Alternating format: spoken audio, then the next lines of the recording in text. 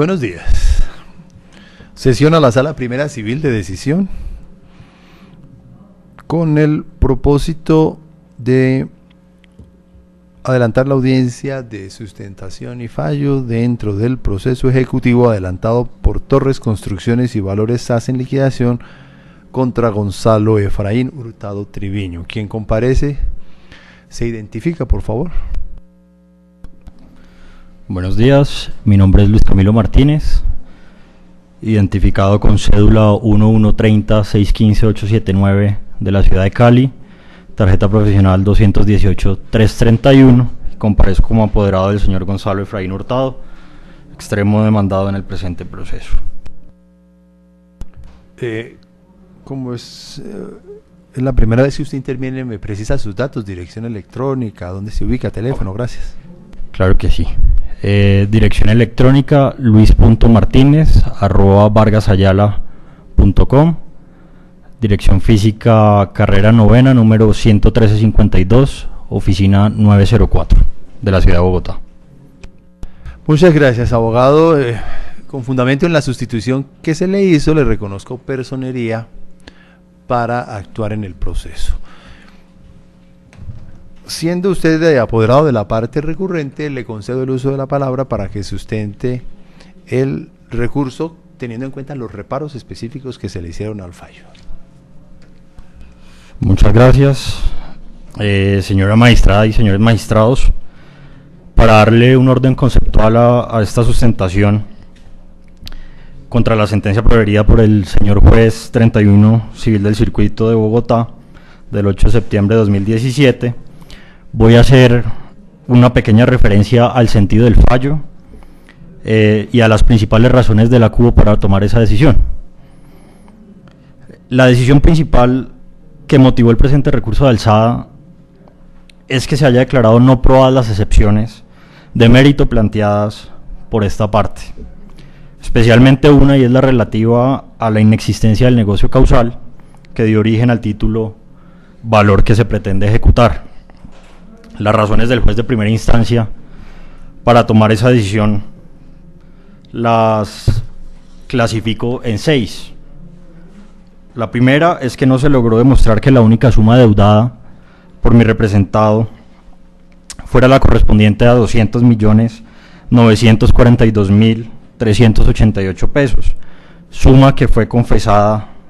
en primera instancia por esta parte que se debía al demandante. En el minuto 20 de la audiencia de fallo, la CUBO afirmó que la suma que aparece en los documentos allegados como consecuencia de un auto de mejor proveer no es la misma que aparece en el pagaré, no es la misma suma del capital del pagaré, pero que sin embargo y en todo caso sí aparece una suma superior a la confesada, es decir, una suma superior a los 200.942.388 pesos. La tercera, que no obstante mi representado manifestó que la suma deudada era los 200 millones a los cuales ya he hecho referencia, y que dicha suma él la recibió a través de unos cheques endosados, el juez consideró que no se había aprobado dicha situación, no obstante la había confesado porque no allegó al proceso los comprobantes de consignación de esos cheques. La cuarta razón esgrimida fue que los datos con los que se llenó el pagaré era un pagaré en blanco, que el simple llenado de esos datos, la simple integración de esos datos demostraban la existencia del crédito, es decir, la suma de 420.754.425 pesos, y que en consecuencia, como esa situación era así, la existencia de ese título valor demostraba la existencia del crédito. La existencia del crédito se demostraba con la existencia del pagaré que se pretende ejecutar, y que finalmente la parte demandada, insistió el juez de primera instancia, no probó que la suma real adeudada fuera inferior a la que aparece en el pagaré. Frente a esas razones se interpuso recurso de apelación, y las razones del reparo fue clasificada como falta de análisis y valoración de la prueba. Para efectos de esta sustentación, yo la traduzco en defecto fáctico de la sentencia de la primera instancia. Y para sustentar dicha afirmación quiero dividir este alegato en dos partes. La primera, voy a hacer una aproximación muy rápida al concepto del título ejecutivo, y en la segunda voy a demostrar de manera efectiva que existió un defecto fáctico en la sentencia de primera instancia. En desarrollo de ese enunciado que acabo de hacer, voy a proceder a hacer la aproximación muy rápida, repito, al concepto de título ejecutivo desde el punto de vista teórico. Y es que es una realidad jurídica, señora magistrada y señores magistrados, que el derecho a la ejecución forzada de una obligación insoluta lo tiene todo acreedor contra el deudor. Pero ese derecho no existe como consecuencia única de la existencia de un título ejecutivo, sino como efecto de la obligación legal contraída. Por ello no puede confundirse, como lo considero que lo hizo el acudo, el derecho que ostenta el acreedor de perseguir la ejecución de los bienes del deudor con la fuerza ejecutiva que tienen ciertos documentos para provocar el proceso ejecutivo. La doctrina es bastante precisa en afirmar que para ingresar al proceso ejecutivo se necesita la fuerza ejecutiva del documento que se denomine título ejecutivo. Es decir, eso hace referencia a los requisitos formales del título, pero que para permanecer en el proceso se debe probar la existencia de la obligación, del derecho a ejecutarla, es decir, se debe probar que existió una relación sustancial. Como demostraré más adelante, en el presente proceso, el negocio causal que dio origen al título ejecutivo que se pretende ejecutar no existió, no fue perfeccionado. Para materializar ese derecho sustancial de ejecución es indispensable demostrar la existencia de esa relación, es decir, de una obligación exigible, y en este caso el acudo desconoció que esa obligación no existía. Así se manifestó cuando se propuso la excepción de inexistencia del negocio causal que dio origen al título o valor. Por lo tanto, señora magistrada y señores magistrados, la cuestión respecto a la existencia de esa obligación o no del negocio causal era un asunto de eminente carácter probatorio. Por ello, probaré en lo sucesivo que en efecto, como está relacionado con el defecto fáctico, hubo una carencia de materiales probatorios que desconoció el juez de primera instancia. Entonces, ahora paso a la segunda parte de mi alegato, que consiste en demostrar la existencia del defecto fáctico en la sentencia de primera instancia. Y para comprobarla, me resulta imprescindible hacer referencia a algunos hechos ocurridos en el desarrollo de la primera instancia. Básicamente voy a hacer referencia a dos hechos muy concretos. El primero es que toda vez que con posterioridad a la recepción de alegatos de conclusión en primera instancia, el juez, al no estar convencido sobre la claridad de la obligación que se pretendía ejecutar, contenida en el título o valor, pagaré, y teniendo en cuenta que la excepción consistente en que no existía el negocio causal que dio origen al título o valor reposaba en una negación indefinida, que se podría traducir, se traduce en el yo nunca recibí la suma de 420.754.425 pesos. En la audiencia inicial del 8 de junio del presente año, el acudo decretó, a mi manera de ver, bastante razonadamente, una prueba de oficio, o lo que se conoce como un auto de mejor proveer, donde impuso a la sociedad ejecutante, en desarrollo de la carga dinámica de la prueba, la obligación de aportar la contabilidad a fin de determinar si efectivamente había perfeccionado el negocio causal, es decir, un mutuo, con la transferencia efectiva del dominio del dinero, consignación, entrega, como fuera la entrega, la transferencia del dominio. Por lo tanto, en ese sentido, el ejecutado quedó relevado de probar el supuesto fáctico de las excepciones de mérito planteadas, en especial la relacionada con la inexistencia del negocio causal,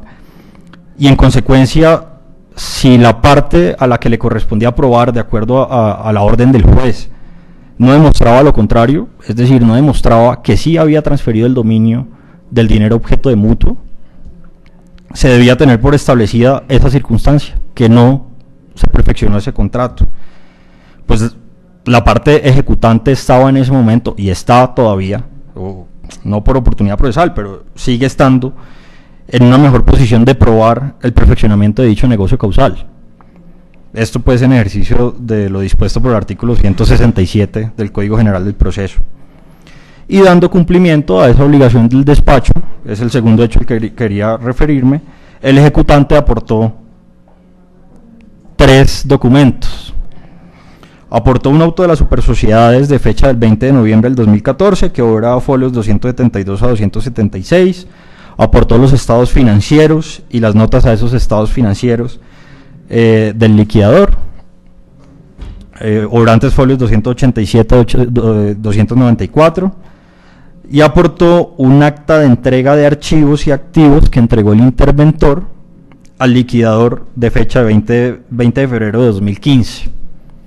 Entonces acá ya voy adentrándome a justificarles a ustedes por qué considero que hubo un defecto fáctico en la sentencia de primera instancia.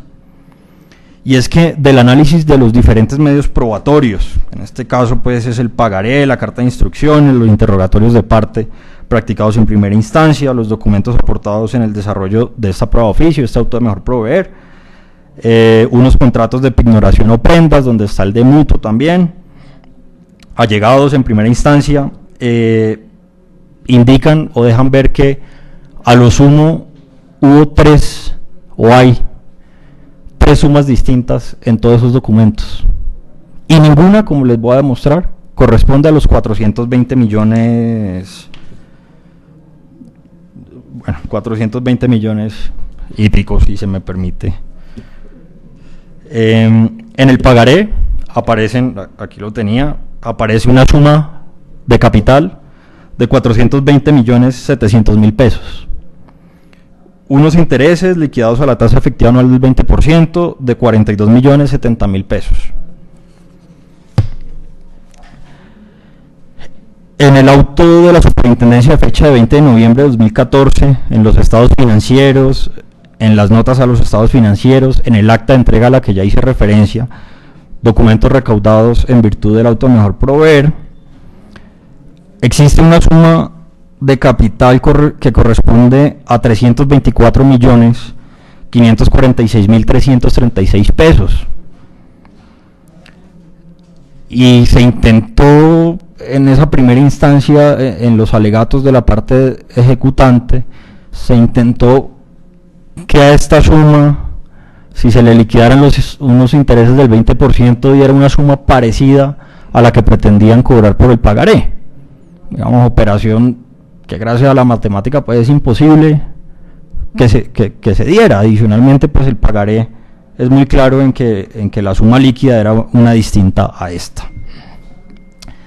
Ahí, dentro de ese acervo probatorio, hay otras piezas que debieron haber llamado la atención de la CUBO, y son unos contratos de prenda. Hubo uno del 16 de marzo del 2012, donde aparece la suma que confesó mi mandante, 200.942.388 pesos. Pero hay otro, que es un contrato de prenda y que está involucrado el mutuo, de fecha 16 de agosto de 2012, donde sí figura como valor la suma de valor de capital, la suma de 420 millones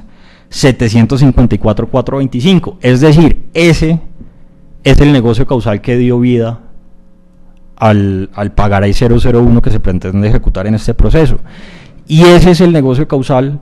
que se afirma por esta parte nunca fue perfeccionado, porque nunca se recibió la transferencia de dominio de ese bien inmueble, de ese dinero. Adicionalmente hay un memorial a folio 316 donde se le hace entrega, el interventor le hace entrega al liquidador de la parte demandante de unos documentos contables, donde les decía yo hace un momento que se trataba de acomodar que esa suma de 324 millones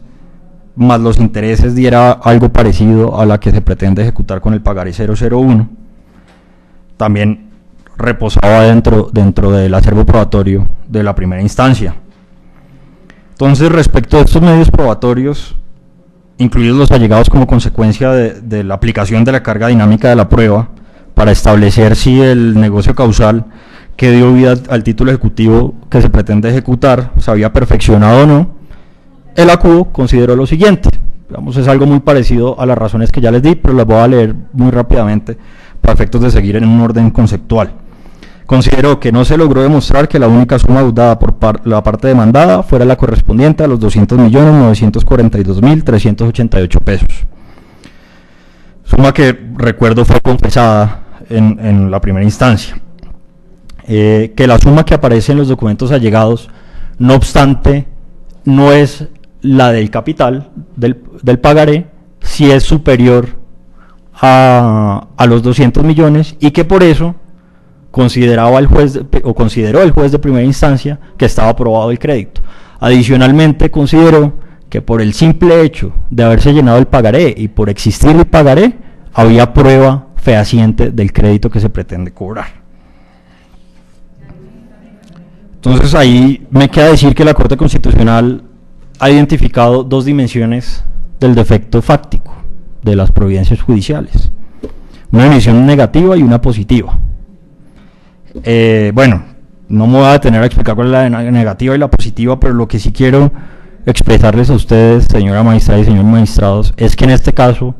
extrañamente se configuran las dos, la dimensión positiva y la dimensión negativa. No extrañamente, llamativamente, digamos, las dos dimensiones del defecto fáctico, como paso a sustentarlo a continuación. En cuanto a la dimensión negativa, el acudo omitió tener en cuenta la consecuencia de haber utilizado la carga dinámica de la prueba. En la primera instancia, como excepción, se afirmó que no existía el negocio causal que dio origen al título valor. Con base, les repito, en una negación indefinida, yo nunca recibí la suma de 420.754.425 pesos. Y el juez de primera instancia correctamente invirtió la carga probatoria y solicitó al ejecutante aportar a la contabilidad a fin de determinar si efectivamente había perfeccionado el negocio causal con la transferencia efectiva del dominio del dinero. Por lo tanto, el ejecutado, como lo dije al inicio de este alegato, quedó relevado de probar la inexistencia del negocio causal y, en consecuencia, si no se demostraba lo contrario, se debía tener por cierta la afirmación referida y, por lo tanto, probada la excepción. Como se desprende no solo del acervo probatorio que reposa en el expediente, sino también de las consideraciones hechas por el acudo, que reposan en la grabación de la sentencia de fallo de primera instancia, no se logró probar que se hubiera entregado el dinero objeto del mutuo. Por lo tanto, en aplicación de los artículos 740 y 2222 del Código Civil, el negocio causal no fue perfeccionado.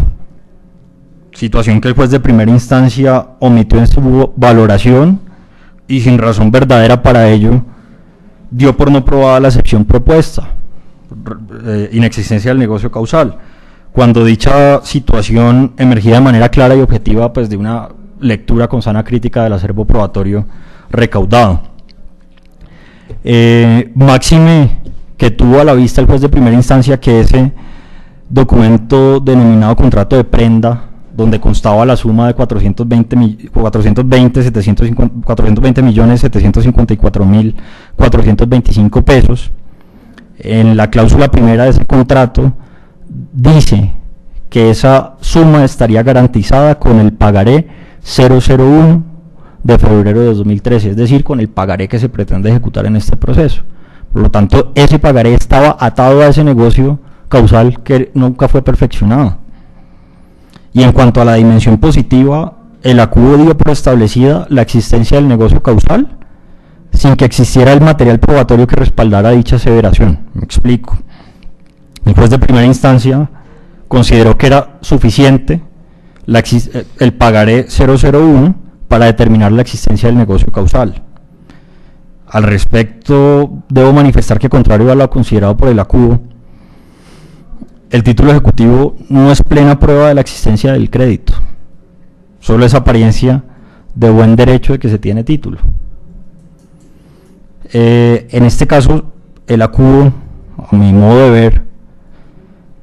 le dio una dimensión distinta al pagaré 001 de la que verdaderamente tenía. Y por ello considero que esa decisión de seguir adelante con la ejecución fue precipitada, y por ello se configura el defecto fáctico en esta dimensión positiva. Pues porque el hecho que exista el título ejecutivo, como en el presente caso, no es razón suficiente para que exista una ejecución forzada propiamente dicha, máxime cuando se está planteando una excepción tan clara y digamos tan grave como es la inexistencia del negocio causal que dio origen a ese título. Porque es que si eso no fuera así, señora magistrada y señores magistrados, lo único que una parte demandada podría venir a decir aquí es emitir juicios de valor sobre el estado de la cuenta, sobre el avalúo de los bienes o sobre situaciones arraigadas al remate y liquidación del crédito. Entonces, por ello, a manera de conclusión, afirmo que el título pues es portador de un derecho aparentemente cierto a favor del creador,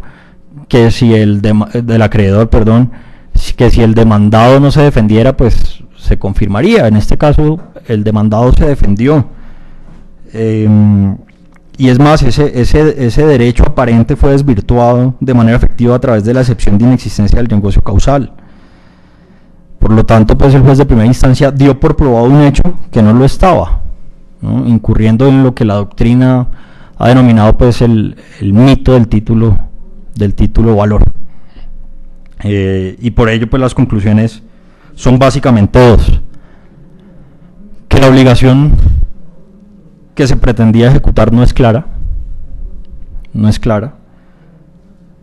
y que el negocio causal que dio vida a ese título valor que se pretende ejecutar no existió.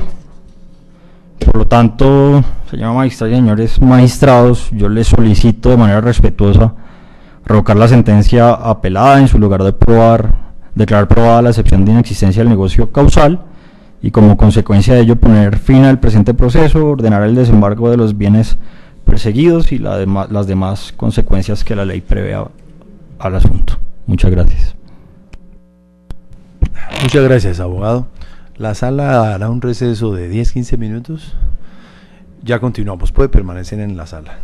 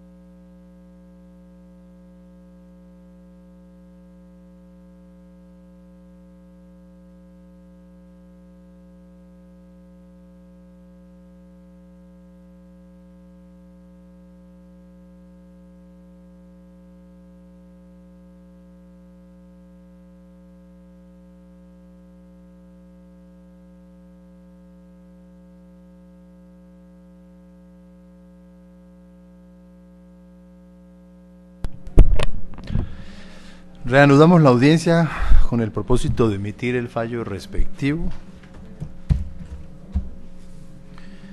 La decisión será oral, por lo que no es indispensable hacer un recuento de antecedentes que usted, señor abogado, conoce.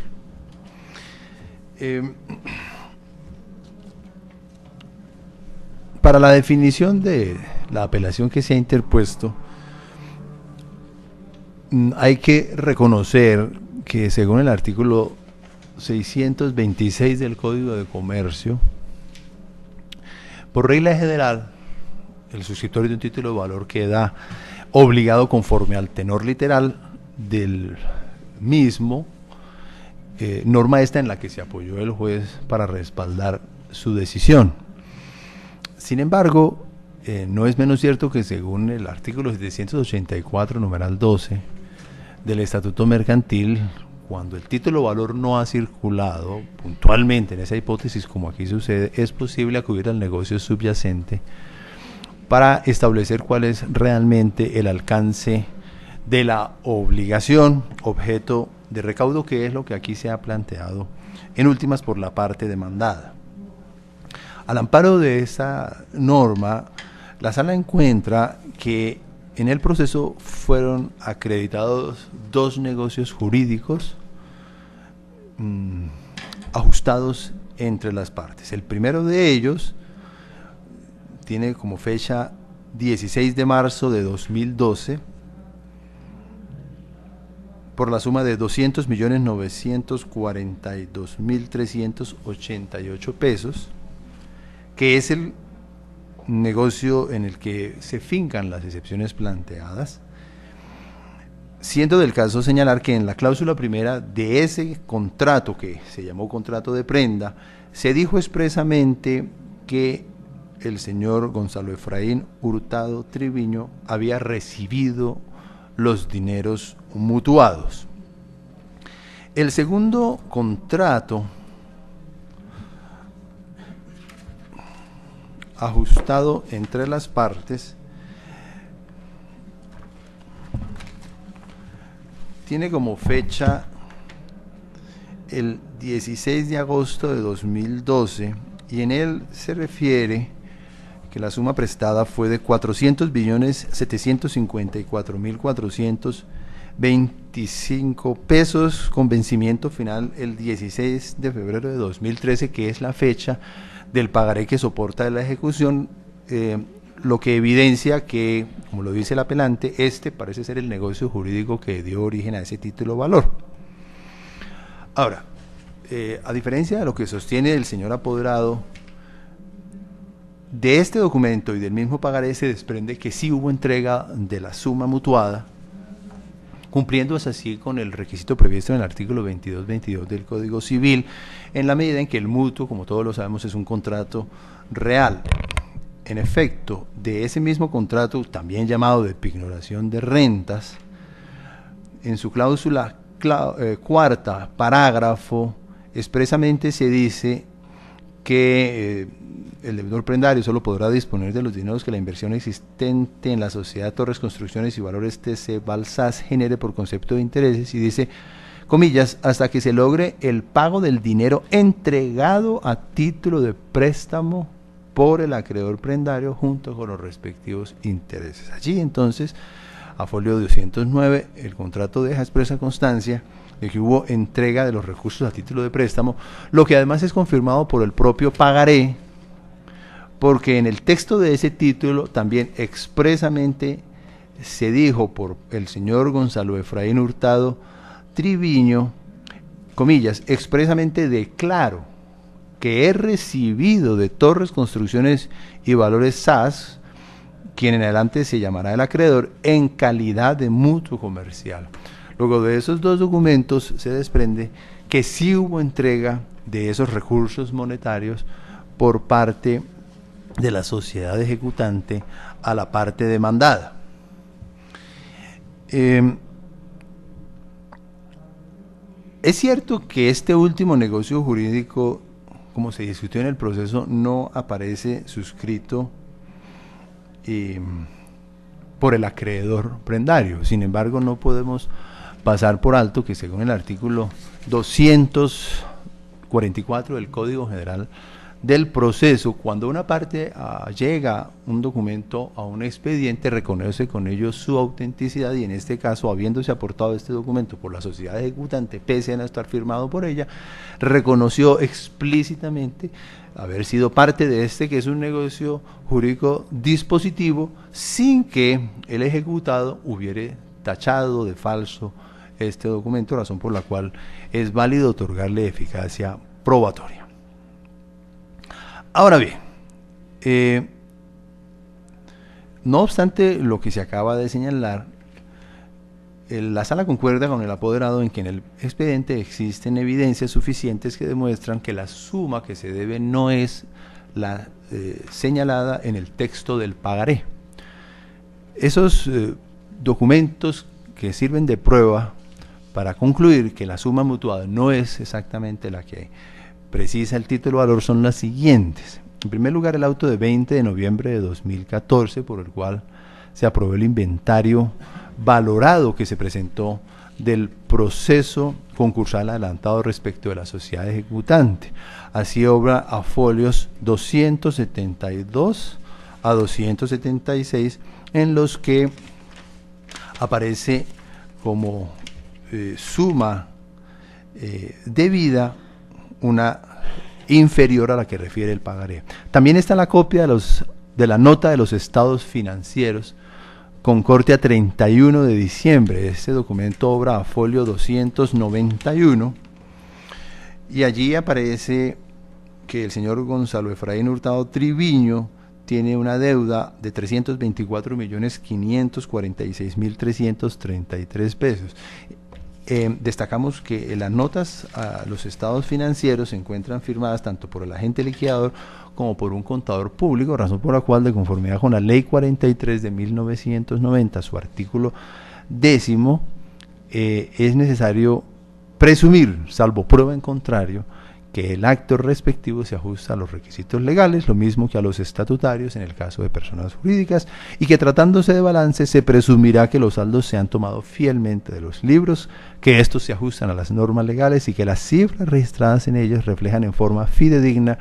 la correspondiente situación financiera en la fecha del balance. A estos documentos también se agrega el acta de entrega por parte del interventor Álvaro Sarama Medina al liquidador Luis Alberto Camargo, visible a folios 297 y siguientes, en el que igualmente se precisa que el valor de la deuda alcanza la suma de 324.546.333 pesos. Así consta expresamente al folio 310. Incluso a folios 316 y 317 obra un escrito firmado por el liquidador de la sociedad, aportando esos documentos en las que en forma explícita señaló, comillas, con los anteriores documentos, como prueba de la existencia del crédito a cargo de Gonzalo Efraín Hurtado por valor de 324.546.333 pesos. En ese sentido, la sala concluye que, si bien es cierto, el pagaré refiere una suma que alcanza los 420.700.000 pesos más unos intereses de plazo por 42.070.000 pesos, lo cierto es que las pruebas recaudadas permiten afirmar que la deuda asciende exactamente a 324.546.333 pesos, razón por la cual el juez no podía ordenar la continuidad de la ejecución con miramiento exclusivo en el texto del título valor, que, como bien lo señaló usted, da una apariencia de buen derecho, pero nada obsta para que el ejecutado, cuando hace parte del negocio subyacente, discuta los términos en que fue diligenciado ese título o los términos en que aparece expresada allí la deuda. Ahora, se ha discutido también, y usted lo planteó de alguna manera, que por el hecho de haberse evidenciado que el título no se diligenció en debida forma, decae totalmente este instrumento. Al respecto, la sala se permite traer a colación una providencia de la Corte Suprema de Justicia de 19 de junio de 2013, en la que refirió lo siguiente, comillas: la adulteración del texto del documento cambiario indudablemente afecta el postulado de la literalidad, pues de manera unilateral y arbitraria se introducen modificaciones a lo inicialmente establecido. Sin embargo, esa actuación, censurable en lo comercial e incluso desde lo punitivo, no apareja como consecuencia la inexistencia, nulidad o ineficacia del título valor, dado que según la norma específica que reguló la materia, que es el artículo 631, y la Corte reproduce lo que dice la norma para el caso específico de un evento de adulteración de título. Lo cierto es que, así como las normas cambiarias le permiten al deudor discutir el monto de la deuda, específicamente cuando el documento no ha circulado, de la misma manera establecida cuál es el verdadero deber de prestación, es válido continuar con la ejecución sin que esa prueba demerite el contexto ni la eficacia del pagaré en este caso. Y no se diga que por efecto de la carga dinámica de la prueba otra debió ser la suerte del proceso, porque por un lado en el proceso sí se logró demostrar la entrega de los recursos monetarios, específicamente del segundo de los negocios jurídicos ajustados, pero además porque la parte ejecutante acompañó unos documentos que fueron los requeridos por el juez con fundamento en los cuales se podía evidenciar que sí existe una deuda, aunque no por el monto señalado en el pagaré. En estas condiciones, el tribunal modificará el numeral segundo de la parte resolutiva de la sentencia, confirmará las restantes decisiones del juez, y como existe una prosperidad del recurso, aunque sea en forma parcial, no impondrá condena en costas por esta sede. En mérito de lo expuesto, el Tribunal Superior de Bogotá, en Sala Primera Civil de Decisión, administrando justicia en nombre de la República y por autoridad de la ley, modifica el numeral segundo de la parte resolutiva de la sentencia apelada de fecha 8 de septiembre de 2017, proferida por el Juzgado 31 Civil del Circuito dentro del proceso de la referencia, la cual queda así. Segundo, en consecuencia, se ordena seguir adelante la ejecución por la suma de 324.546.333 pesos, más los intereses moratorios sobre ese valor desde el 16 de febrero de 2013 hasta que se verifique el pago total de la obligación, liquidados a la tasa máxima legal, sin sobrepasar los topes legales, observando las fluctuaciones que haya tenido la tasa. Se confirman los demás apartes de la sentencia sin condena en costas, dada la prosperidad del recurso. La decisión queda notificada en estrados. Sin otro objeto de la audiencia, se termina.